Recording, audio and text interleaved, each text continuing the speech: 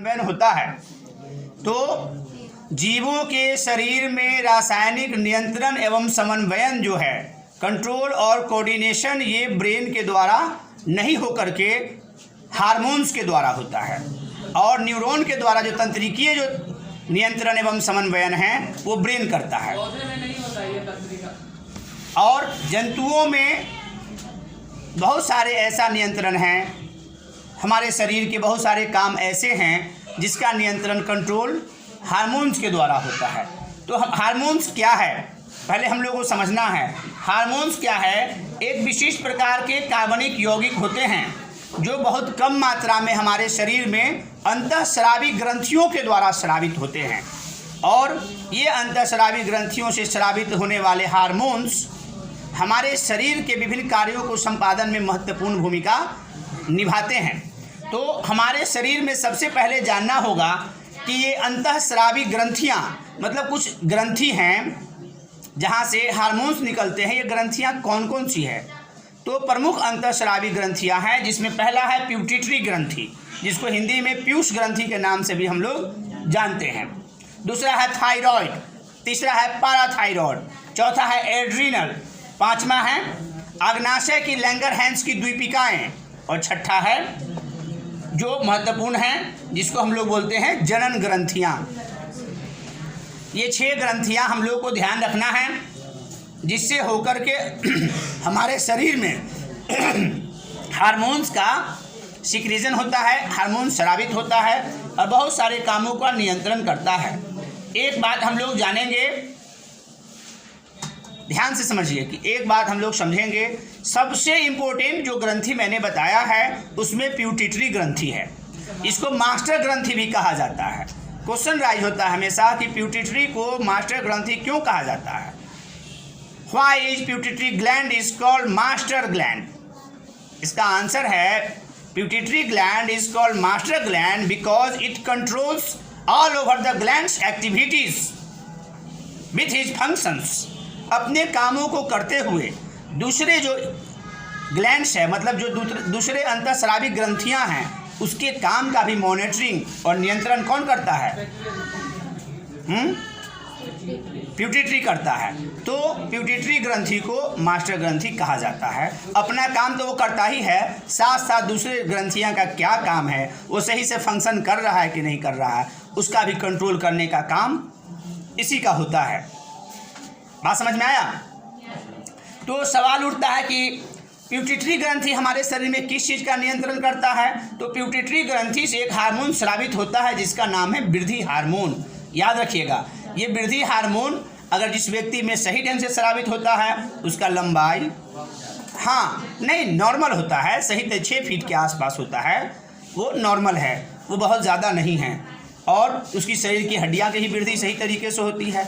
लेकिन ये वृद्धि हार्मोन जो प्यूटिटरी से निकलने वाला एक महत्वपूर्ण हार्मोन है, वो 6 फीट मैंने पुरुष के लिए कहा है, महिलाओं के लिए नहीं। इस बात का महिलाओं में 5 फीट के आसपास होना चाहिए। तो ये जो लंबा है ये प्यूटिटरी के द्वारा डील होता है। अगर मान लीजिए किसी व्यक्ति में प्यूटिटरी ग्रंथि की से निकलने वाले हार्मोन्स जो वृद्धि हार्मोन हैं उसकी मात्रा कम स्रावित होती है, जितना होना चाहिए उतना नहीं हो करके उससे अगर कम स्रावित होती है तो उसके परिणाम स्वरूप उस बच्चे के शरीर के वृद्धि में कमी आ जाती है, उसमें एक रोग हो जाता है, उसका उचित वृद्धि नहीं हो पाता है। इस रोग को हम लोग कहते हैं बौनापन। याद रखिएगा, अंग्रेजी में कहते हैं ड्वार्फिज्म, जिसके कारण उसकी लंबाई बहुत कम रह जाती है। और किसी किसी व्यक्ति में ये बहुत अधिक मात्रा में रिलीज हो जाता है, उसकी लंबाई चौड़ाई बहुत ज़्यादा हो जाती है, महाभयंकराचार्य बन जाता है। तो इस बीमारी का नाम है जाइगोटिज्म, जिसको बोलते हैं भीमकाय। महाभारत में भीम का नाम सुना है ना? भीम बहुत लंबा चौड़ा मोटा था, तो भीम जैसा शरीर हो जाना, ये आपको वृद्धि हार्मोन का अधिक मात्रा में सिक्रीजन है। यह भी नॉर्मल नहीं है, यह भी नॉर्मल तो न ज़्यादा। और इसके अलावा ध्यान दीजिए, इसके अलावा अग्रपिंड के द्वारा जो स्रावित हार्मोन है जो प्यूटिटरी से स्रावित होते हैं उसमें आपको नर में शुक्राणु और मादा में अंडाणु बनने की क्रिया को नियंत्रित करते हैं। ये हार्मोन मादा के शरीर के विकास में सहायक है और दुग्ध स्राव को उत्तेजित करता है। और पश्च पिंड के द्वारा उत्पन्न होने वाले जो हार्मोन्स हैं ये शरीर में वाटर बैलेंस को, जल संतुलन को बनाए रखता है। कभी कभी हम लोग देखते हैं, बहुत गौर से देखते हैं, किसी महिला ने बच्चे को जन्म दिया, दूध नहीं हो रहा है, जाता है बाबा के पास, जड़ी बूटी, ये सब वो सब कुछ नहीं है, इसमें हार्मोन्स की कमी है। इस हार्मोन्स की कमी के कारण उसका सही तरीके से सिक्रीजन नहीं हो पाया है। अब इसी में देखिएगा कि हार्मोन्स की सही तरीके से वृद्धि नहीं हो पाता है, तो इस हार्मोन्स की कमी के कारण और क्या समस्याएं आती हैं, और बहुत सारी समस्याएं आती हैं। पिट्यूटरी ग्रंथि से निकलने वाले हार्मोन्स, और कीजिए, जो खास करके नर हार्मोन्स और मादा हार्मोन से इसका उचित मात्रा में अगर नहीं निकलता है, पुरुषों में अगर इस हार्मोन्स की कमी हो जाती है तो आप देखेंगे किसी किसी पुरुष के बहुत बड़ा हो गया, बड़ा होने के बाद भी उसकी आवाज़ भारी नहीं हुए, उसकी आवाज़ महिलाओं की तरफ पतला है। जैसा बचपन में था वैसा ही रह गया।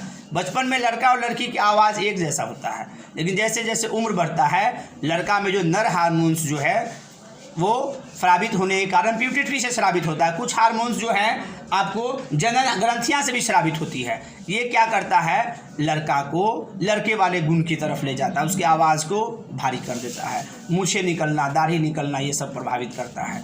अगर जिसमें ये हार्मोन्स की कमी हो गई तो देखते हो बहुत बड़ा हो गया, मूछ नहीं हुआ। बहुत लोग ऐसा देखें, ऐसे लोग भी हमारे समाज में, हंसने की बात नहीं है, सोचने की बात है। समय रहते अगर उसको हार्मोन का इंजेक्शन दिया जाता तो मे बी पॉसिबल कि उसे ये समस्या दूर हो जाती। कभी कभी हम लोग देखते हैं कि कुछ महिलाओं में कुछ दाढ़ी मूछ निकल आते हैं, ये हार्मोन के अनबैलेंस होने के कारण है।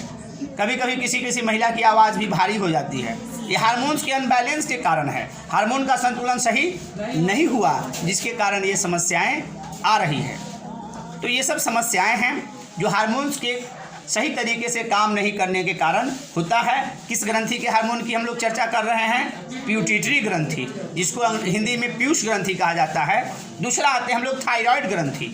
आज के समय की एक बहुत बड़ी समस्या है, आजकल लोगों में थायराइड नाम की बीमारी ज़्यादा आ रहा है। पूछते हैं, डॉक्टर कह जाता है, कहता है थायराइड टेस्ट कराओ, थायराइड हो गया है। थायराइड क्या है तो समझिए, थायराइड एक ग्रंथि है। ये हमारे लैरिक्स जो होता है गर्दन में, इसके आसपास ये ग्रंथि पाई जाती है। पिट्यूटरी ब्रेन यहाँ कपाल में पाया जाता है और थायराइड यहाँ होता है। हाँ, इससे थायरॉक्सिन हार्मोन्स निकलता है, जान लीजिए। इस हार्मोन में आयोडीन अधिक मात्रा में रहता है। जब आपके शरीर में आयोडीन की कमी हो जाएगी तो आपको ये बड़ा हो जाएगा, थायरॉक्सिन ग्लैंड बड़ा हो जाएगा अधिक हार्मोन करने के चक्कर में, और तब आगे से गर्दन पर या पीछे से एक बड़ा सा गिल्टी निकल जाएगा, जिसको लोग घेघ नाम से, घेघा रोग के नाम से गलगंड बोलते हैं, उसको अंग्रेजी में ग्वाइटर कहा जाता है। ये बीमारी हो जाती है और बहुत सारी शरीर में समस्याएं आपको आएंगी। याद रखिए, थायराइड बढ़ने से बहुत सारी समस्या आती है। तो आप अपने थायराइड को कंट्रोल करने के लिए क्या करना पड़ेगा, आपको आयोडीन नमक का प्रयोग नियमित रूप से भोजन में करना चाहिए। सस्ता वाला नमक नहीं लीजिए, वो महंगा पड़ेगा। आयोडीन की कमी होने से बच्चे का उचित वृद्धि एवं विकास भी नहीं हो पाता है, बच्चे मंदबुद्धि भी हो सकते हैं। इसलिए घर में बाकी चीज़ कम खाइए, ना खाइए, लेकिन नमक आयोडाइज नमक ही होना चाहिए, और बढ़िया कंपनी का, ब्रांडेड कंपनी का, अन्नपूर्णा हो, टाटा हो, वगैरह वगैरह, ये आप प्रयोग कीजिए। हाँ, 20 रुपये किलो वाला नमक कम से कम प्रयोग कीजिए। हाँ, जो भी हो, अब हम लोग किसी कंपनी का एडवर्टाइजमेंट नहीं कर रहे हैं, लेकिन जिसका जो उस पर आयोडाइज लिखा हो। नेक्स्ट ग्रंथि है पैराथायराइड। ध्यान दो, पैराथायराइड आपको एक ग्रंथि है, मटर की आकृति का होता है, थायराइड के पीछे स्थित होता है, और इसके द्वारा जो स्रावित हार्मोन है हमारे ब्लड में कैल्शियम की मात्रा को संतुलित करता है। पैराथायराइड का काम है कैल्शियम की मात्रा को संतुलित करना, ये ध्यान रहेगा। अगला हार्मोन है एड्रिनल ग्रंथि। देखिए, एड्रिनल ग्रंथि के दो भाग होते हैं, कॉर्टेक्स और मेंडुला। हाँ, ये दोनों का अलग अलग काम है। कॉर्टेक्स का काम क्या है, कॉर्टेक्स का काम है, हम लोग देखते हैं कि बहुत सारे हार्मोन्स को देखना, बहुत सारे हार्मोन, मतलब कि जैसे हमारी क्रियाओं का नियंत्रण करना, वो क्रिया कौन कौन है? तो कॉर्टेक्स के द्वारा कुछ हार्मोन्स होते हैं, इसका नाम याद रखिएगा, नाम थोड़ा सा डिफिकल्ट है, मैं बोल देता हूँ। ग्लूकोकॉर्टिकॉइड्स एक हार्मोन्स है जो कहाँ से निकलता है? कॉर्टेक्स से। इसका काम क्या है? देखिए, भोजन उपापचय में महत्वपूर्ण भूमिका निभाता है, कार्बोहाइड्रेट, प्रोटीन, वसा के पाचन में भी नियंत्रण करता है, शरीर में जल के संतुलन में भी ये सहायक है। दूसरा हार्मोन है मिनरोकॉर्टिकॉइड्स। इसका कार्य है वृक्क नलिकाओं के द्वारा लवण का पुनर्अवशोषण, मतलब हमारे किडनी के फंक्शन में ये सहायक है, याद रखना है। और जल संतुलन को, वाटर बैलेंस भी बॉडी में बनाने का काम करता है। तीसरा हार्मोन है लिंग हार्मोन। ये हमारे हार्मोन्स पेशियों तथा हड्डियों के परिवर्धन में, बाह्य लिंगों में बालों के आने में, यौन आचरण को आदि क्रियाओं को नियंत्रित करता है। क्या परिवर्धन? वृद्धि, उसके विकास, उसका डेवलपमेंट इसमें सहायक है। हम लोग देखते हैं कि इसी हार्मोन्स के द्वारा जो हार्मोन्स स्रावित होते हैं, वही हार्मोन्स हमारे शरीर में विभिन्न प्रकार के परिवर्तनों के लिए जिम्मेदार है और बहुत सारे आचरणों के लिए जिम्मेदार है। अगला है आपको एड्रिनल मेंडुला के द्वारा जो हार्मोन स्रावित होता है, उसमें हार्मोन्स है एपिनेफ्रिन। ये मानसिक तनाव, डर, गुस्सा आदि चीज़ का, हमारे मेंटल कंडीशन को नियंत्रित करता है। और दूसरा है नोरेप्रिफिन। इसका काम क्या है? रक्तचाप, ब्लड प्रेशर आदि को, ब्लड में शुगर की मात्रा को भी थोड़ा बहुत नियंत्रित करता है। अगला हम लोग पढ़ेंगे जो पांचवा जो हमारे शरीर में जो ग्रंथि है वो है आग्नाशय की लंगरहैंस की दूपिकाएँ। याद रखिएगा, इससे जो हार्मोन स्रावित होता है वो हार्मोन्स इंसुलिन है।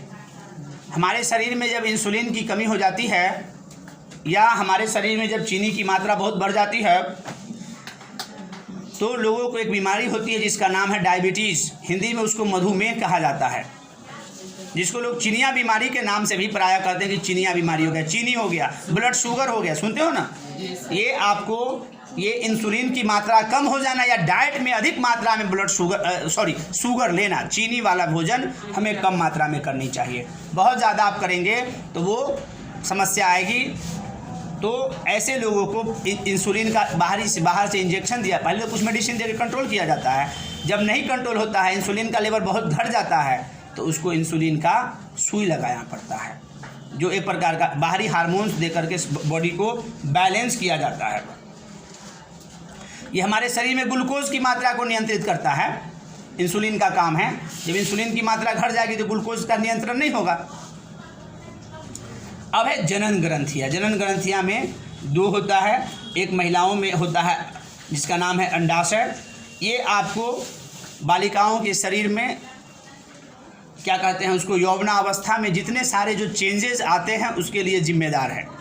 यह अंडाशय से निकलने वाले हार्मोन्स, अगर इसकी मात्रा कमी हो गई तो बहुत सारी चीज़ों में, शरीर के संरचना में, बनावट में कुछ कमी रह जाती है। ये डिपेंड करता है किससे निकलने वाले हार्मोन से। हाँ, और पुरुषों में है वृषण। इससे निकलने वाला हार्मोन का नाम है एंड्रोजेंस, और एंड्रोजेंस से एक हार्मोन निकलता है जिसका नाम है टेस्टोस्टेरोन। ये प्रमुख हार्मोन है, पुरुषों के लैंगिक आचरण के लिए प्रेरित करता है। तो यही जो हम लोग जो पढ़े अभी, प्रमुख हार्मोन्स और निकलने वाले जो ग्रंथियां हैं, 6 ग्रंथियां, उससे जो हार्मोन्स निकलते हैं, उसी हार्मोन्स के बारे में, और कौन सा हार्मोन्स का क्या काम है, हमारे शरीर में उसकी क्या भूमिका है, और हार्मोन्स की कमी हो जाए तो क्या समस्याएं आ सकती है। हार्मोन्स की जब कमी होगी तो उसको समय रहते हुए उस हार्मोन्स का सप्लीमेंट, बाहर से हार्मोन्स दिया जाए तो हो सकता है, लेकिन समय के बाद नहीं। डॉक्टर उसका ट्रीटमेंट करता है। डॉक्टर के यहाँ अगर आप जाते हैं तो हार्मोन्स डॉक्टर